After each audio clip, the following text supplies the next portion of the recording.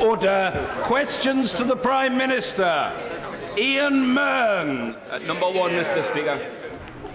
Mr. Liddington. Mr. Speaker, I have been asked to reply. My right honourable friend, the Prime Minister, is in China, building on the existing strong ties between our two countries, and she is accompanied by the largest business delegation that this government has yet led. Ian Mearns. Mr. Speaker, a number of Carillion employees and former employees live in my constituency, and indeed the company has an apprenticeship training centre in Gateshead. They all still face an uncertain future. Will the government act now to prevent similar future corporate theft, where pirate directors have siphoned off what should have been hundreds of millions of pounds in pension contributions to pay bogus dividends and unearned corporate bonuses to themselves? Exactly what action does the government propose to take? First of all, Mr. Speaker, I completely understand the anxiety that must be affecting the apprentices and their families in the honourable gentleman's constituency. He probably heard me say during last week's debates that the Construction Industry Training Board has taken responsibility for finding alternative employers to enable all those apprentices who were with Carillion to continue and complete their qualifications. They are making good progress in that work, but I shall certainly ensure that the particular concern he's expressed about Gateshead is brought to their attention. On the broader question, the House will understand, Mr. Speaker, that it would be wrong for me to preempt findings by independent inquiry by the official receiver, but we've already made clear that we'll be publishing proposals later this year to stop directors being able to siphon off pension funds in the way that he described. Mr. Mark Harper. Mr. Speaker, my right honourable friend will be aware that the country faces significant cyber threats from other countries and from non-state actors. He will also be aware that we're protected from those by our security and intelligence services, including the men and women at GCHQ in my own county of Gloucestershire. When the government publishes the results of the security review, will he confirm that we will continue, as we have since 2010, to invest in those capabilities to keep our country safe? Mr. Speaker, my right honourable friend is absolutely correct, and I'm happy to give him that assurance on behalf of the government. The sad truth is that in this country we face a growing threat of cyber attacks from states, from serious crime gangs and from hacking groups. We do have a robust national cyber security strategy to protect critical services, including our democratic processes, and that is underpinned by nearly £2 billion of government investment. Ellie Thornberry. Thank you, Mr. Speaker. Let me start by welcoming the Minister back to his role deputising for the Prime Minister. Last time he did so was in December 2016, when his party was 17 points ahead in the polls, and he told the House that the Labour Party was, I quote, quarrelling like the film Mutiny on the Bounty, reshot by the team who made Carry On. Well, what a difference a year makes.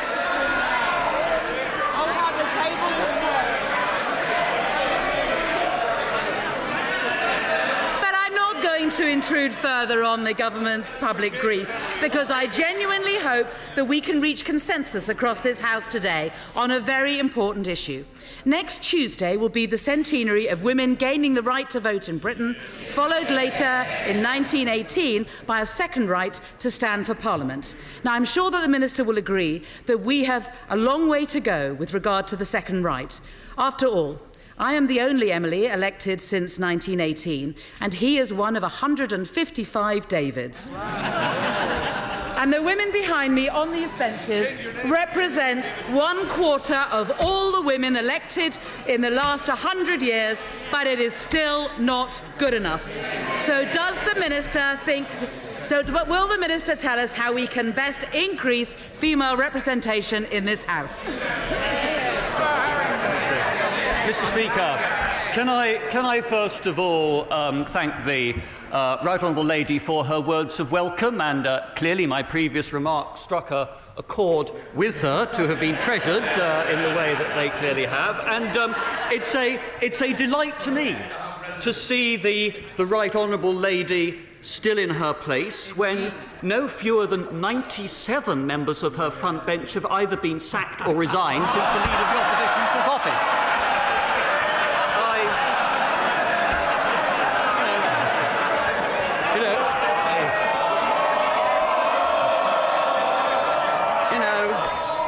I pay credit to her sticking power, though she must sometimes whisper to herself, "Surely I'm a celebrity, please get me out of here."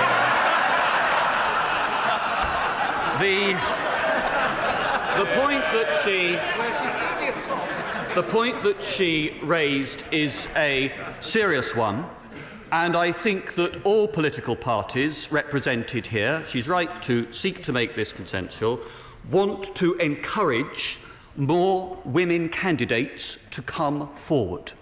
I'm pleased that my party, since I was first elected 25 years ago, has made very considerable progress, but I also accept that there is more to be done. I hope that she, for her part, will accept that we have now had 2 women leaders and prime ministers, so they have a bit of catching up to do. Say, Mr. Speaker, that if the party opposite is so proud of having a female leader, why are so many of them trying to get rid of her? And why has she had to run away to China to get away from them? But I thank him for that answer, and I totally agree with his sentiments. But let me ask him also about the first right that I mentioned, a right that millions of women received 100 years ago this week, the basic right to vote. It was originally restricted to women with property over the age of 30. Then 90 years ago, it was extended to all women over 21. And almost 50 years ago, it was extended to all men and women over the age of 18. So can I ask the Minister a simple question? How many more years do we have to wait until the vote is extended to everyone over 16? Mr. Speaker, the age of 18 rather than 16 is widely recognised as the age at which one becomes an adult, and that is when full citizenship rights are attained. There's only a handful of countries in the world that have a nationwide voting age below 18, and we believe that it is right that the age of majority, 18, should continue to be the age at which people become eligible to vote. Emily Thornberry. Well, the honourable gentleman makes international comparisons, Mr. Speaker, but I have to say to the Minister that it was this country and a Labour government that led the way in Europe and the English-speaking world in reducing the voting age to 18 in 1969. And where we led, others followed, and it will be the same here. So let me move on to a second question that I would like to ask the honourable gentleman, which is this. I've listened carefully to his answer, but I didn't hear any logical explanation for the different rights that we give 16-year-olds in this country. I mean, at 16, we are free from parental control, we can leave home, we can start a family, we can get married, we can start work, we can pay taxes, we can join the forces.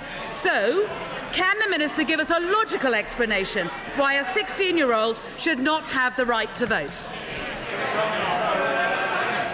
Mr. Speaker, I have to say, slightly baffled by the Honourable Lady's comments when compared with what her party did in office, because it was the last Labour government that raised the legal age for buying cigarettes to 18, raised the age for selling knives to 18, raised the age to buy fireworks to 18, and raised the age for using a sunbed to 18. I think that if she wants a lesson in inconsistency, she might like to examine the mirror.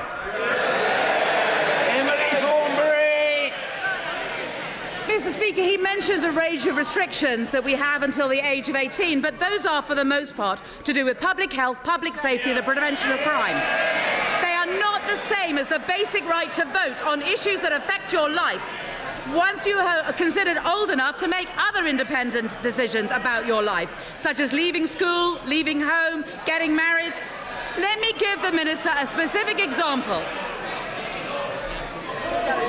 Order, I'm sure it will not have escaped public notice, and it is rather a sad irony that when a woman is addressing the House, quite a lot of noisy, boorish and, in one case, rather stupid individual are trying to shout the Right Honourable Lady down.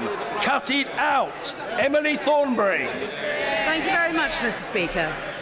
I wanted to give the Minister a specific example to illustrate what I'm talking about. According to the government's own figures, the number of 16 and 17-year-olds receiving carers allowance for looking after disabled relatives at home has risen by more than 50% over the past 4 years.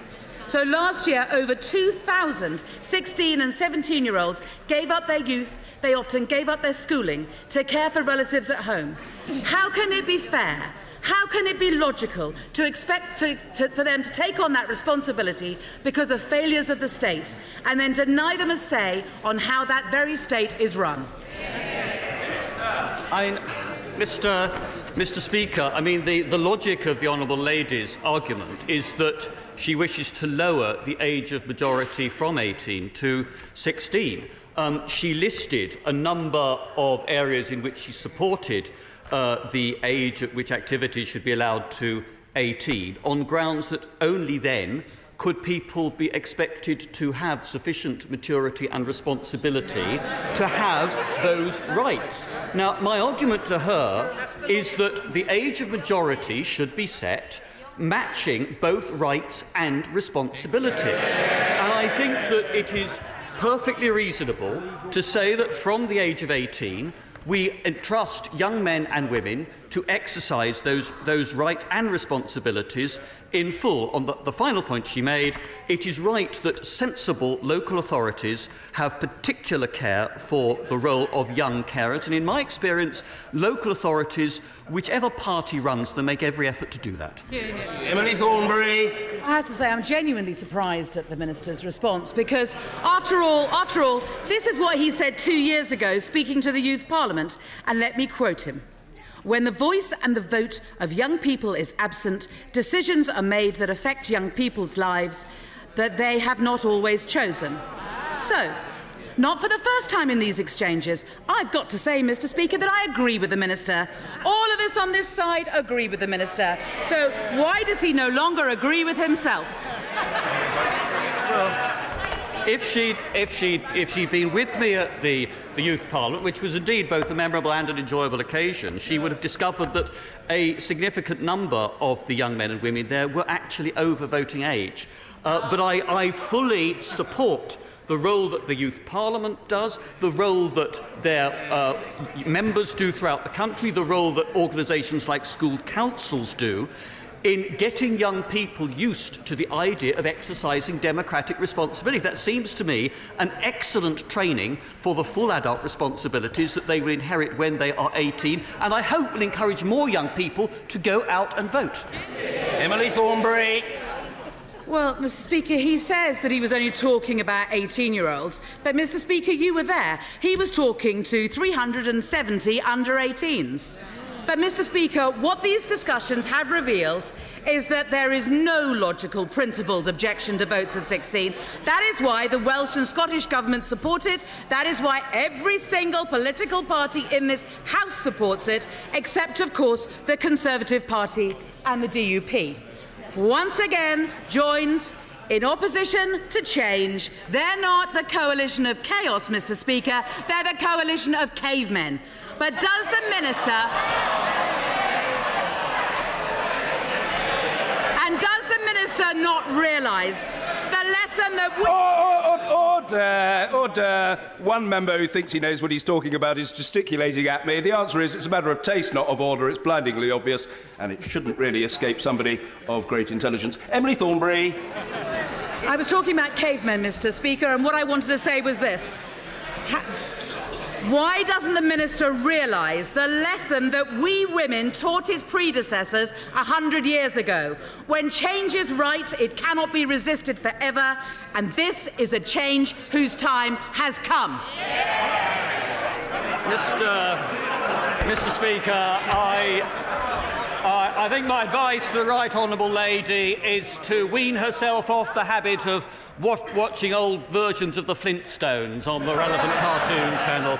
I just think that we ought to salute the fact that not just the Youth Parliament, but many schools and other youth organisations throughout the country are working hard to get young people used to the idea that as they grow up, they should take an interest in current affairs and then, when they reach the relevant age, exercise the full rights and responsibilities of an adult by participating in elections and in political campaigning. But the situation we have here, Mr. Speaker, with the national voting age at 18 is one that is followed by 26 out of the 27 other members of the European Union, by the United States, Canada, New Zealand and Australia. Unless she is going to denounce all of those countries as somehow inadequate to her own particular standards, then quite honestly, Mr. Speaker, I wish she ought to grow up and try and treat this subject with a greater degree of seriousness. Thank you, Mr. Speaker. The government's policy on tax has made the UK one of the most competitive places to do business, confirmed by the recent growth figures. Therefore, does my right honourable friend agree raising tax would damage the UK economy, as we have seen in Scotland, where growth has fallen behind the rest of the UK? Mr. Speaker, I'm very happy to agree with my honourable friend. We did devolve from this House new powers to Holyrood, and it's obviously for the Scottish Government to determine how to use them. It is a matter of great regret that they've chosen to use those powers to break their promises and penalise aspiration in Scotland.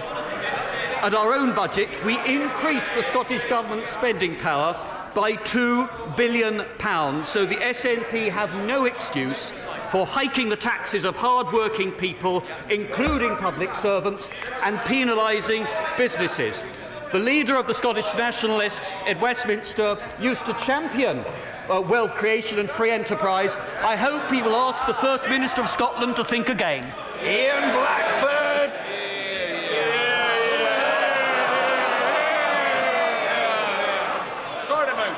Thank you, Mr. Speaker. Can I welcome the Minister to his place? If the reports are true, he may be auditioning for a new role, and I wonder if he's sending out a round-robin letter.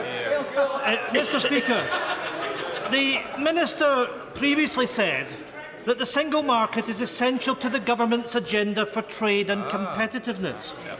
Since BuzzFeed published the leaked Brexit analysis, does the Minister recognise that the single market is essential for jobs and prosperity? Mr. Speaker, when we leave the European Union next March, we will, as a matter of legality, leave the single market and the EU customs union. The Prime Minister and the entire government, as set out in both the Lancaster House and the Florence speeches, are also making it clear that we are seeking a new partnership with our neighbours in the European Union that ensures that we continue to have frictionless trade, which is in the interest of not just our people, but the people of every one of the 27 other EU countries. Ian Blackford! Thank you, Mr. Speaker. I must say I'm surprised at the Minister, because it's not a question of legality. We're going to be in a transitional deal. You'll still be in the single market when you leave the EU. Mr. Speaker, this is a government in crisis and an international embarrassment. The Chancellor, the Scottish Secretary, the Scottish Conservatives, the Home Secretary have all supported membership of the single market. Despite this, the government is still prepared to make everyone poorer. Where is the leadership? Mr. Speaker, the leadership which the right honourable gentleman wants was set out very clearly both at Lancaster House and then again in Florence, and my right honourable friend the Prime Minister will be making further speeches on these issues in the weeks and months to come. But can I just say to the right honourable gentleman that the most important single market to the people of Scotland is the single market of the United Kingdom, which is worth nearly £50 billion every year to the Scottish economy, 4 times more than trade with the European Union. It is our deep and special partnership with the EU in the future that will help deliver prosperity to Scotland, not the separatist policies pursued by the Scottish National Party. Mr. Ronald J. Wardener. Thank you, Mr. Speaker. I know my right honourable friend shares my passion for ensuring that all children get opportunity to succeed, regardless of who they are or where they come from. Can he confirm what progress the government has made in reducing the attainment gap between less well-off secondary school pupils and their peers, and given their positive impact when the next round of free school applications will open? Mr. Speaker, my honourable friend is absolutely right, and the government's clear ambition and purpose is to ensure that our school system works for every child in every community in this country. Our reforms have already raised school standards. We're seeing now nearly 2 million more children attending good and outstanding schools, and the attainment gap between disadvantaged pupils and their peers has shrunk by 10% at GCSE and 10.5% at Key Stage 2 since 2011. I know that education ministers would be happy to talk to my honourable friend about their plans further to improve standards in schools. David Lammy. Mr. Speaker, last Sunday in my constituency, Rhys Odelehi Waters, just 17, was stabbed with life-changing results. The knife crime across our country is not being driven by minors and young people. It's being driven by gangsters, organised criminals and dirty money. Cocaine alone is worth £12 billion, the market in this country, 100 tonnes crossing our borders. So I asked the Minister, why are we cutting our border force? Why are we cutting our police? And why has London been offered only, in their violence reduction strategy, a community fund of £500,000? You couldn't buy a house for £500,000 in London. Mr. Speaker, can I first say that I, like every other member of this House, would have nothing but the most heartfelt sympathy for Rhys himself and for his family and friends at the most appalling experience that they have endured and are still living through. The honourable gentleman is right to say that there are complex causes to what we're seeing in terms of knife crime. There is no doubt, I agree with him, that organised crime is contributing to this, and organised crime is exploiting young people whom they try to groom to attract into criminal gangs, and the government is to publish later this year a violent crime strategy that will aim not just to look at the criminal justice system, but at how we work effectively with all other agencies to ensure that young people are diverted away from that sort of activity in the first place. But it's also true that we have, it's now, if you carry a knife, you can expect to end up in jail. We have toughened the sentences, and we have protected, despite what he said, we have protected police budgets. A quarter of all police are in London. Robert Neal. Thank you, Mr. Speaker. Demand for school places in the London Borough of Bromley are forecast to grow by some 20% over coming years. But repeatedly, proposals for much-needed schools have been delayed in no small measure because of concerns at the way the Education Schools Funding Agency has handled the planning application process. On behalf of the Prime Minister, will my right honourable friend agree to meet with me to discuss the very real concerns that local parents have as to the competency of the agency? Well, can I first say that either I or my right honourable friend, the Education Secretary, will be happy to talk to him. The purpose of the Education Skills Funding Agency, formed at the start of this financial year, was to provide a more joined-up approach to funding, covering both schools, colleges and other providers. I do note that Bromley has increased both primary and secondary school capacity by more than 6,300 places since 2010, and the ESFA is delivering 9 schools in Bromley, but clearly there's more work to be done, and ministers will gladly talk to my honourable friend about that. Zeichner. Mr. Speaker, recent research shows that international students are worth a staggering £20 billion to the UK economy. That research was commissioned by Nick Hillman, who was a Conservative parliamentary candidate in Cambridge in 2010 and a former advisor to Lord Willits. Yet the policies of the Prime Minister have stopped that steady increase in the number of international students coming to our country. Does the Secretary of State agree with me that it's a touch careless of the Prime Minister to have squandered billions of pounds that could have been available to our schools and hospitals? Mr. Speaker, what the facts actually say is that we are the second most popular destination in the world for students, and university-sponsored visa applications are up by nearly 1/5 since 2010. So I would argue that, contrary to what he alleges, we're doing a good job in attracting international students. Thank you, Mr. Speaker. South Dorset is the most beautiful constituency in the whole of the United Kingdom.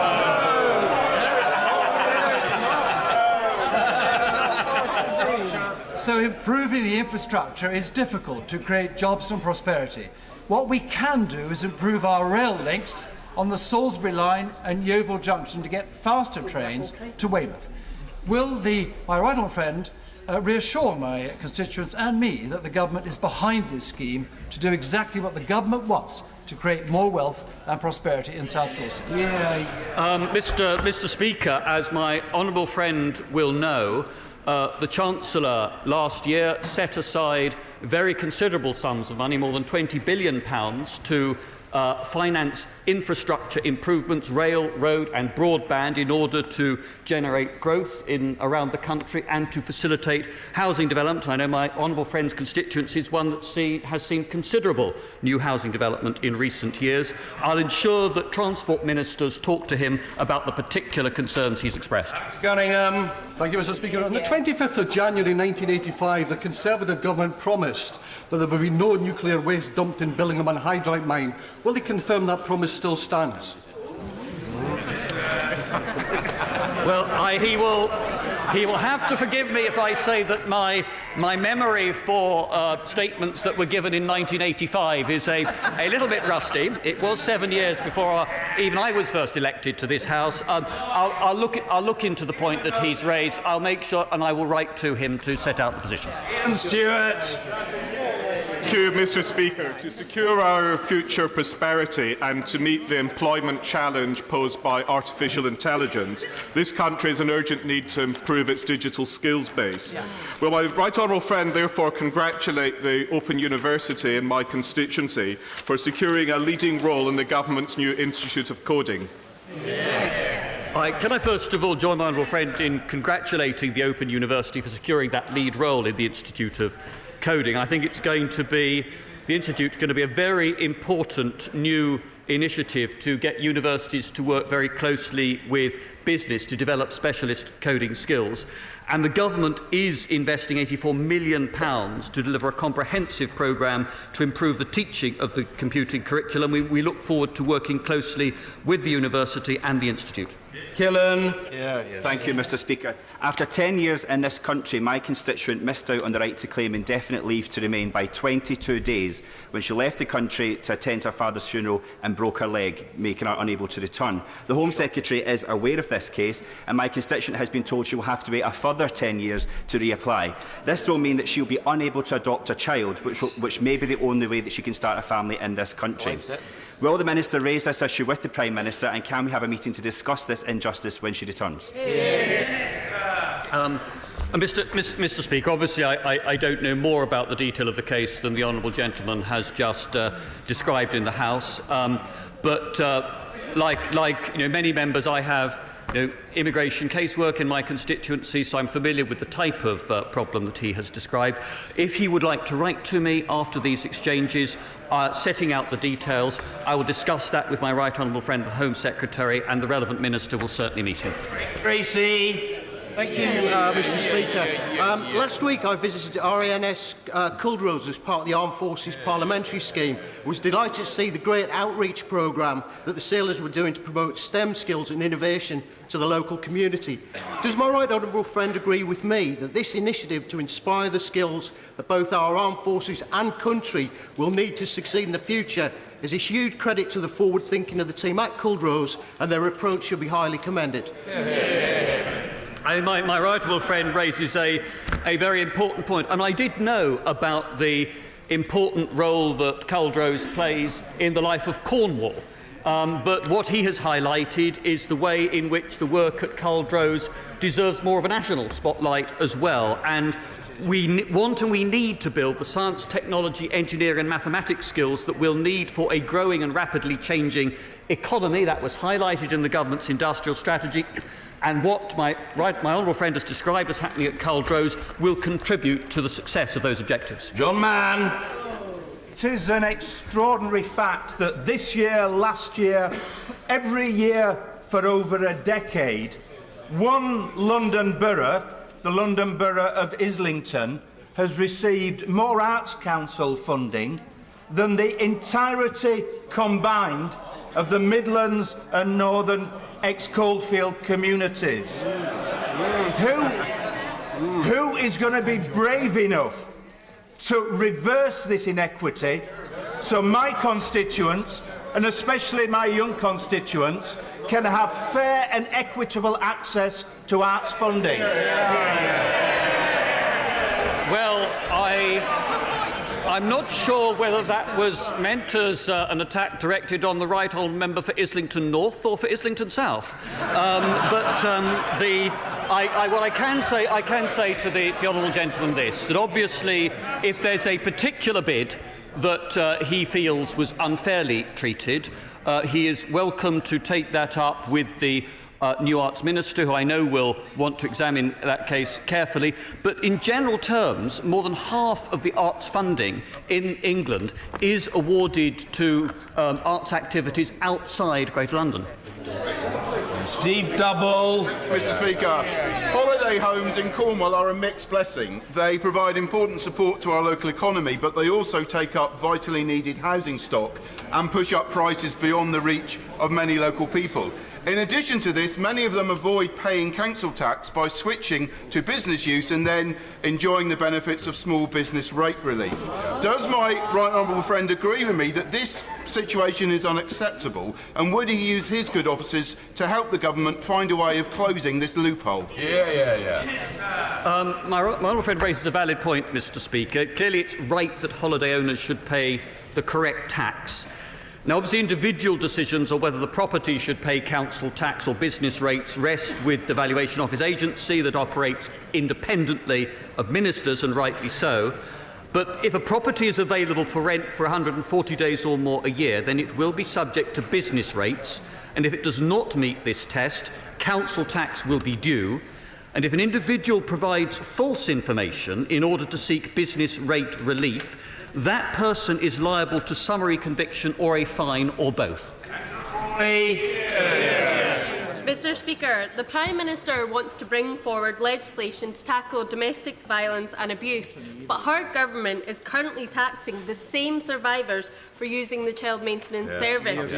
Now, for survivors of domestic abuse, using the collect and pay service is not a matter of choice, it's a matter of safety. Will he urge the Prime Minister to commit to using this bill to scrap the tax for survivors of domestic violence? Mr. Speaker, there is a government consultation on this imminent, and I would urge the honourable lady to make her representations to that and also directly to the UK Minister concerned. Mary Robinson. Thank you, Mr. Speaker.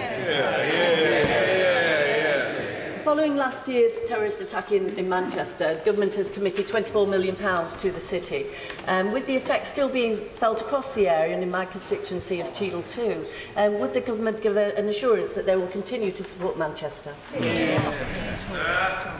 We will certainly continue to support Manchester right across government through the various agencies and spending programmes that government has available. And I think that Manchester demonstrated last year its resilience and its strong sense of community identity and purpose, and that I think will serve it well both economically and socially in the years ahead. Nigel Dodds. Mr. Speaker, the whole House will warmly welcome the fantastic news which has saved thousands of jobs at Bombardier in Northern Ireland. And we should pay tribute to the management of Bombardier, both in Belfast and in Canada, the workforce and the unions, which worked very well together. Honourable members in this bench, including the Honourable Member for East Belfast, and the government, which really rode in very strongly to support the company. But can I urge the Chancellor of the Duchy of Lancaster now to get behind improving manufacturing in Northern Ireland? There are vital decisions that are outstanding. And can I gently urge the government, which I know always listens very, very carefully, to get on with it? Mr. Speaker, can I first of all thank the right honourable gentleman for his words, and although it is a few years ago now since I had the opportunity to visit Bombardier in Belfast, I do still remember how important that enterprise is for the provision of high-quality, well-paid, skilled work in the city and more widely in Northern Ireland. He's right to say that the government worked closely with Northern Ireland leaders and politicians. The Prime Minister raised this question personally more than once with President Trump and with Prime Minister Trudeau, and my right honourable friend, the Business Secretary, has also been very active on behalf of Bombardier. We're pleased by the outcome. I think that he can rest assured the government will remain a strong supporter of business in Northern Ireland, but I would perhaps add that the sooner we can get back to devolved government in Northern Ireland, the easier it will be to ensure that practical benefits flow back to Northern Ireland. Andrew Jones. Thank you very much, Mr. Speaker. Thank you. A vibrant high street is critical in traditional market towns like Knaresborough in my constituency, where there's been a market since 1310. In this age of internet shopping, will my right honourable friend confirm the government's support for traditional markets and policies that will boost our high streets? Mr. Speaker, my honourable friend is right to speak up on behalf of his constituents. I know he's a tireless campaigner for Harrogate and Knaresborough, and markets like the one in Knaresborough are part of the local fabric and tradition of towns right across this country. What the government wants to do is to help those markets and town centres to prosper in what is at the same time a rapidly changing retail environment, and I'm sure my right honourable friend the Community Secretary will be happy to write to him with further details. Mr. Speaker, Lincoln's Walking Centre will close in a few weeks despite the fact that there's inconsistent and insufficient service provision in place to mitigate the closure. My question is, will the Minister pass on to the Prime Minister my request for her to meet me to both discuss and review that closure? Clearly, I think if she would like to set out a bit more detail than she's had the time to do today, I'll ensure that a minister does see her about this. Daniel Kaczynski. Thank you, Mr. Speaker. Next Wednesday, we will be assessing and voting on the local government finance settlement.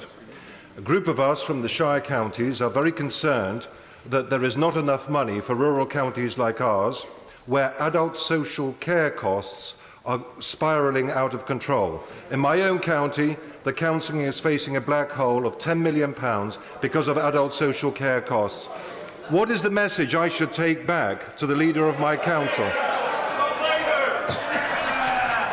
Mr. Speaker, I think one message to say to my honourable friend is that the government has made an extra £2 billion in funding available to local authorities, particularly for social care, and local authorities obviously are deciding at this moment whether they use the more flexible precepting powers that they have in respect of social care. I know that my honourable friend met my right honourable friend, the Community Secretary, a few days ago, and I would encourage him to continue to talk to the Community Secretary and other ministers in that department about the particular circumstances in Shropshire. Richard Burden. The current edition of The Economist magazine carries an article which says that the hostile takeover bid for GKN by Melrose, and I quote, casts doubt not only on the survival of GKN,